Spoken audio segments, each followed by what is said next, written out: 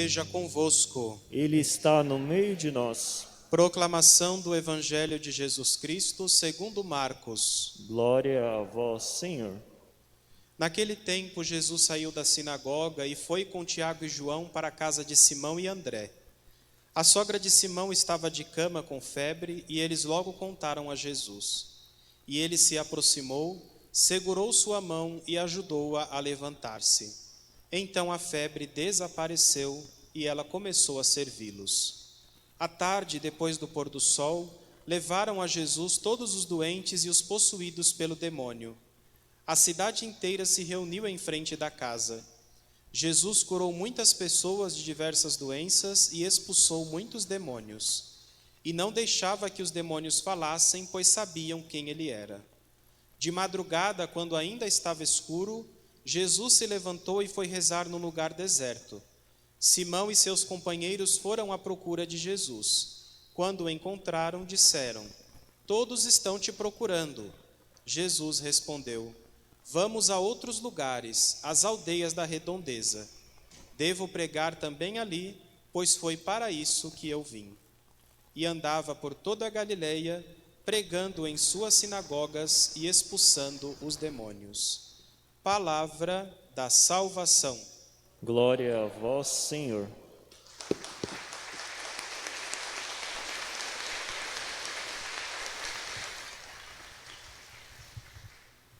Louvado seja nosso Senhor Jesus Cristo. Na primeira leitura que nós ouvimos do livro de Jó, a gente ouviu Jó se queixando do momento atual de sua vida e de sua trajetória, reclamando das decepções, das noites de sofrimento pelos quais estava passando. O sofrimento seja talvez o drama mais inexplicável que nos atinge ao longo de nossa vida, e para algumas questões não existe explicação. Por que uma pessoa boa e justa precisa passar por provações que às vezes duram uma vida inteira? É um mistério tão grande quanto o próprio mistério de Deus. Mas Jó hoje nos ensina algo de bastante precioso. Percebam que apesar de Jó estar murmurando, reclamando, se queixando, Jó o está fazendo para Deus. No fundo, apesar de reclamar, sim, Jó sabe que a sua única esperança é o Senhor e que fora de Deus não existe nenhuma possibilidade de salvação. E é aí que ele nos ensina, apesar de tudo, confiar sempre no Senhor. Depositar em suas mãos os nossos problemas, as nossas dificuldades. Não nos pode faltar, em hipótese alguma, aquela certeza que está expressa no Salmo 23. Ainda que eu passe pelo vale da sombra da morte, eu não temerei nenhum mal, porque o Senhor está sempre comigo. Nunca podemos nos esquecer disso. Há uma canção do Padre Zezinho chamada Deus Conseguirá. E no refrão da música ele diz: confia no Senhor, procura o ombro dele porque ele é Pai. Confia no Senhor. Se você não conseguir, Deus conseguirá. Deus sempre consegue. E a gente tem uma certa tendência ou uma tentação de querer sempre estar no controle de tudo, mas existem certas realidades que a gente precisa entregar para Deus, embora Ele de tudo saiba. O Papa Francisco, num livro chamado O Pai Nosso, que na verdade é uma entrevista que ele dá para um jornalista do Vaticano, comentando os trechos da oração, ele conta, num dado momento, uma história de sua própria vida para nos falar da nossa experiência com Deus. E ele conta que quando era criança, a cirurgia para retirar as amígdalas era feita sem anestesia. Você simplesmente ia até o lugar e o médico dizia para você ficar bonzinho que no final você ia ganhar um sorvete. E as crianças todas olhando para o sorvete, então se submetiam ao procedimento cirúrgico. Todas faziam a cirurgia. E ele conta que fez a dele assim também, saiu de lá com sorvete, com dor, mas com sorvete, sem poder falar. Viu depois o pai pedindo um táxi na porta, não entendeu nada, porque ele muito pequeno achava que o pai dele era dono de todos os carros do mundo.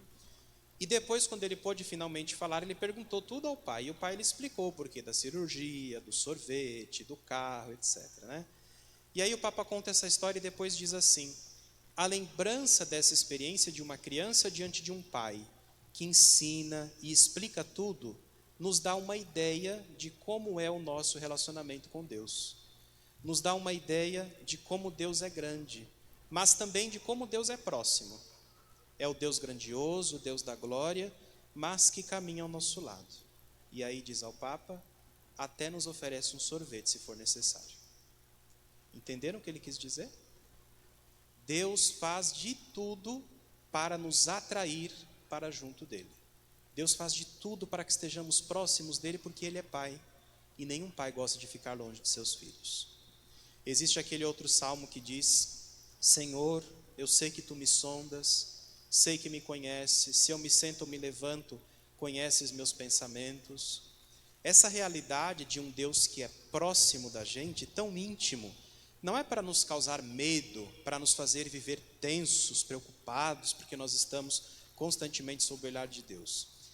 Já que Deus é assim, está sempre conosco, a gente também precisa aprender a estar com Ele, e isto em todos os momentos. Se estamos felizes, vamos compartilhar a nossa alegria com Deus, como quando a gente conquista algo na vida que esperava muito tempo e sente necessidade de dizer às pessoas que ama, para os amigos, enfim, a gente precisa fazer isso com Deus também. Se a gente está triste, volte-se também para Deus. Entrega para Ele a nossa tristeza para sentir o colo de amor.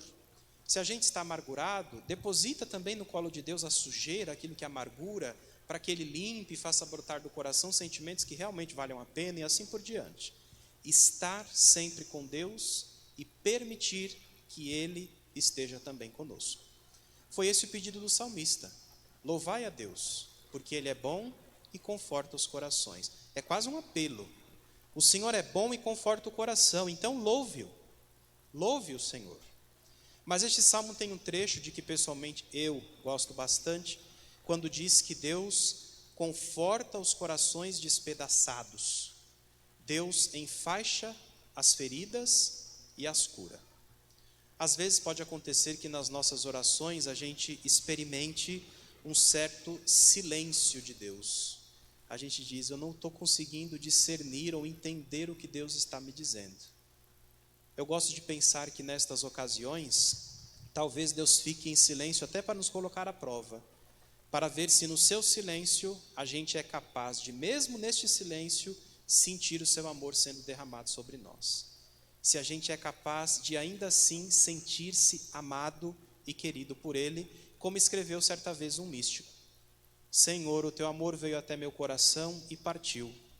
Depois voltou, vestiu a veste do amor, mas de novo foi embora. Eu, tímido, te supliquei que ficasse comigo ao menos por mais alguns dias. Você se sentou ao meu lado e se esqueceu de partir. Assim é Deus. Se a gente pede, Ele vem e fica. Muitas vezes a gente espera que as feridas da vida sejam tiradas por Deus de modo instantâneo, mas o Salmo não diz isso. O Salmo diz que Deus está junto quando as feridas estão, mas Ele vai cuidando, enfaixando, passando o remédio, e no tempo certo Ele as cura, até chegar a hora de curá-la. Existe um desenho animado que eu gosto bastante, não sei se vocês já assistiram, chamado Quiricu e a Feiticeira. Foi editado pelas Irmãs Paulinas, está disponível no YouTube, para quem depois tiver interesse e curiosidade. É uma história fictícia, é óbvio, né? Não vai sair dizendo por aí que o padre acredita em feitiçaria, né? É uma história. Mas o sentido da história é bastante bonito. O filme conta o relato de um menininho, chamado Quiricu, que nasceu num pobre povoado que sofria com falta d'água, porque uma feiticeira dominava o local e não permitia o acesso do povo à água. E havia somente uma forma de derrotar essa feiticeira, mas era sigiloso. Só quem sabia, coincidentemente, era o avô do Quiricu, que era uma espécie de sábio e morava numa grande fortaleza. E todos os que tentavam vencer a feiticeira acabavam mortos. Então Quiricu decide abraçar esta missão, ir até onde está o seu avô para descobrir o segredo, para poder então conseguir derrotar a feiticeira. É bonito que quando o Quiricu chega até onde está o seu avô, depois de fazer a sua jornada, conversa com ele, descobre qual é o segredo para derrotá-la, que eu não vou dizer qual é, quem quiser saber que assista. Antes de ir embora, ele se volta para o avô, bem pequeno, é desse tamanho, né? Bem pequenininho. Ele se volta para o avô, e o avô propositalmente é um senhor assim bem grandão, né? Acho que para também causar a oposição entre o menino e o avô. E ele olha para o avô e diz assim: vovô, eu posso me deitar um pouquinho no seu colo? Porque eu sou muito pequeno e às vezes eu fico cansado de lutar sempre sozinho. E aí a cena para com o avô dando um abraço nele a ponto até dele sumir, desaparecer, né? E a câmera fica parada ali naquele momento em que o avô o abraça. Sempre que eu vejo essa cena eu me emociono um pouco, porque eu gosto de pensar que é assim que Deus faz conosco, especialmente quando a gente desanima. Deus nos abraça e silencia. Deixa-nos somente sentir que Ele está ali, que Ele está ali sempre, e dizendo para nós: eu estou aqui, não desanime, vá em frente. Na segunda leitura, Paulo também nos fala da importância da pregação do Evangelho, que ele assumiu como uma necessidade. E ao mesmo tempo também nos deu um princípio importante para que a gente tenha êxito na missão. A gente saber inclinar-se e de certa forma até se rebaixar. O apóstolo Paulo diz: com os fracos eu me fiz fraco para ganhar os fracos. É a virtude da humildade, de saber até se abaixar onde o outro está. Às vezes pode acontecer que, inclusive dentro da igreja, a gente ache que subiu certos patamares e está acima por conta de instrução, de condições ou do tempo que se está, etc. E a gente pode se sentir superior aos outros, como se os outros tivessem por obrigação chegar até onde eu estou, porque eu jamais, depois de subir tanto, vou me dignar descer até onde você está. E alguns, com essa lógica, acabam por ignorar ou fazer pouco caso dos irmãos. Quando, muitas vezes, não sei se alguém já passou por isso, de quem a gente menos espera, a gente tira uma grande lição de vida. Talvez de uma senhorinha que não sabe nem escrever o nome dela, mas ela tem uma sabedoria de vida que ensina um doutor em sei lá o quê. É bom a gente nunca se esquecer que, como diz o apóstolo, Deus escolhe aquilo que é fraco para confundir os que se acham fortes. Então é bom a gente nunca se sentir a última bolacha do pacote, porque lembrem-se que às vezes a última bolacha vem toda quebrada, em farelos. Ela pode até ser a mais saborosa, mas ela quase nunca está inteira. E aprendamos, enfim, a fazer também da nossa vida um constante anúncio do Evangelho, como fez Paulo. Ai de mim se eu não pregar o Evangelho. Eu diria, ai de nós. Porque nós seguimos um homem que, como ouvimos no Evangelho, disse para os seus seguidores: vamos a outros lugares, porque eu preciso pregar lá. Foi para isso que eu vim. Seguimos um homem que é assim, então a gente tem que ser assim também. Deus não gosta muito dos nossos esquemas bem planejadinhos, desenhadinhos, aquele mal de Gabriela: eu nasci assim, eu cresci assim, vou morrer assim, né? Tem lugar que é assim, não pode mudar uma vírgulazinha, porque, meu Deus, mas a gente faz assim, desde que Adão e Eva que foram criados, que é assim, o Senhor vai chegar agora e vai mudar, né? Deus é surpresa, Deus é novidade constante, Deus não gosta de mesmices, então a gente também tem que aprender a se abrir à novidade. Como diz Santa Teresa de Calcutá, pode ser que a nossa vida seja o único evangelho que o outro vai ler em toda a sua vida, né? Talvez exista alguém que a gente conheça que não sabe ler, nunca vai conseguir ler a palavra de Deus, mas ela vai aprender a palavra de Deus através da nossa vida, do nosso modo de ser, de falar. Louvado seja Deus se alguém um dia olhar para você e dizer assim: olha, eu queria te agradecer, porque eu sou cristão por causa de você. Você é um cristão, você é feliz, e eu vi que realmente vale a pena ser cristão. Obrigado. Se cada um de nós conseguir despertar ao menos um, já terá valido muito a pena. Ficam, portanto, para nós essas duas lições: aprender a lidar com as dificuldades, confiando sempre no Senhor, e como disse o apóstolo, e este foi o lema que escolhi quando me ordenei diácono, eu escolhi este versículo para orientar meu ministério: fazer tudo por causa do Evangelho, para dele tomar parte. E vamos sempre em frente. Louvado seja nosso Senhor Jesus Cristo.